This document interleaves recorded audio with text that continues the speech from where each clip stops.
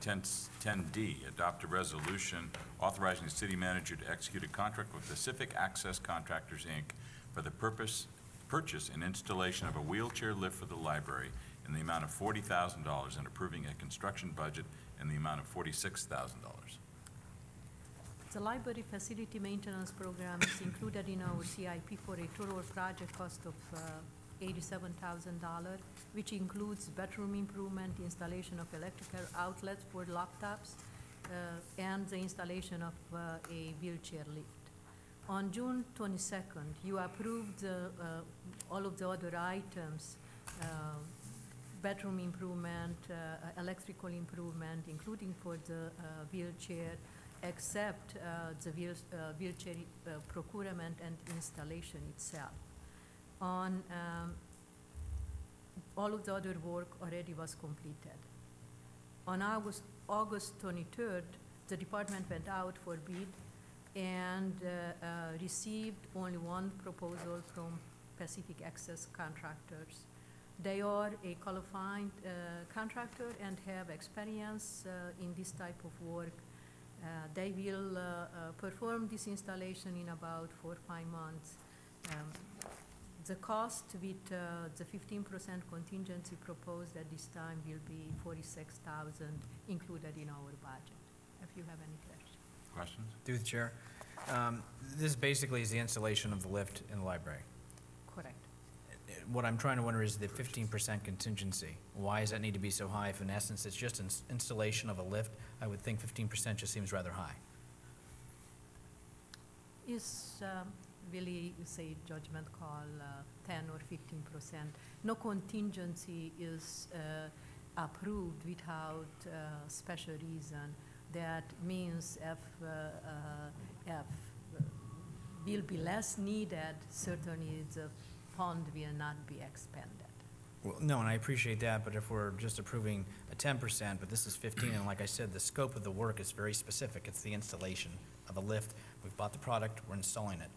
I'm just not gathering the rationale or the reasoning for the additional 5%, let's say. Our typical contingency is 15%. That's our typical contingency for our contracts. In exceptional case, it's not always the same. I know that you will find example either way, but 15% is the typical.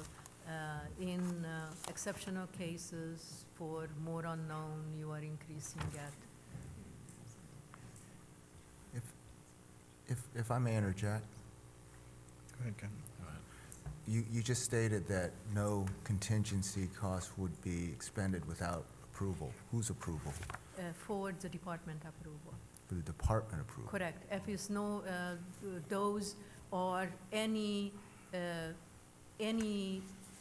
expenditure over the contracted amount has to be very task specific. If during the installation of the wheelchair, they will find something unforeseeable at this time, which is that's why I cannot see it. I would say they are unforeseen. Right, I would say, and then specifically will be approved dollar by dollar. That means $500 or $1,000. How much that additional task will cost. And the city manager just advised me and corrected me that most typical is 10% in our latest contract. I am pretty sure that she knows better than I do. Then whatever she said. But I am standing corrected. And if you would feel much more comfortable, council member, I certainly, I think, will be appropriate to approve just 10% contingency. And if for some special reason that will not be enough, then the department will come back for your approval. And it's an important project. It's not about me being comfortable. I just want to have some continuity, consistency, as well as I'm just looking at the scope of the work and not understanding the additional 5%. I think 10% is fair, reasonable for the scope of work that needs to be done. That's just my opinion. And you are right. Well, we all can't be right, Clara. Well, that's, Chair. that's the best part. So many of us can be right in the same time, Can I talk? from different reasons. Can I talk about my comfort? No?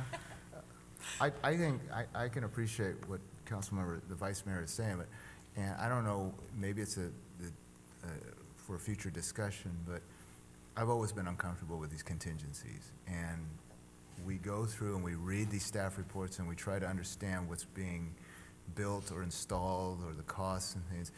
And there's this big contingency sometimes, and it grows obviously in proportion to the cost of the service or the cost of the project.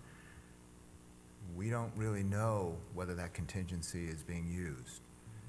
And so maybe there's a point where we get informed that staff had to, you know, approve a portion of the contingency at some point. If I mean, that's our if I check recall- process, I believe, Yeah, that, to say if that I you don't. recall correctly, the city manager asked me a few months ago to provide you with a information, the final contract cost for all of the project implemented in the last year or so.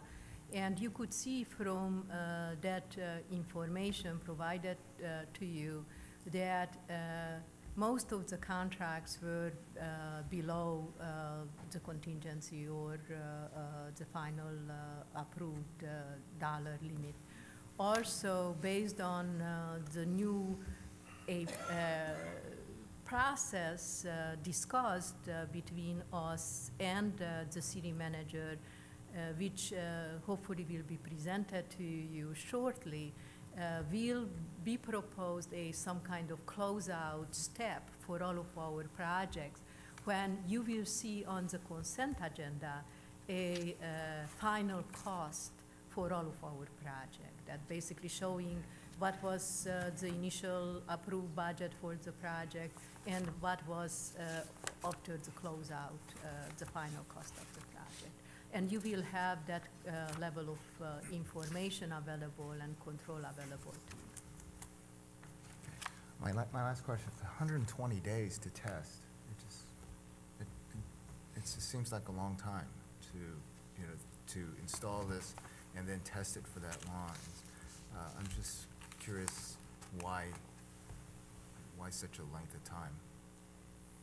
I really couldn't comment on probably is a requirement for the testing.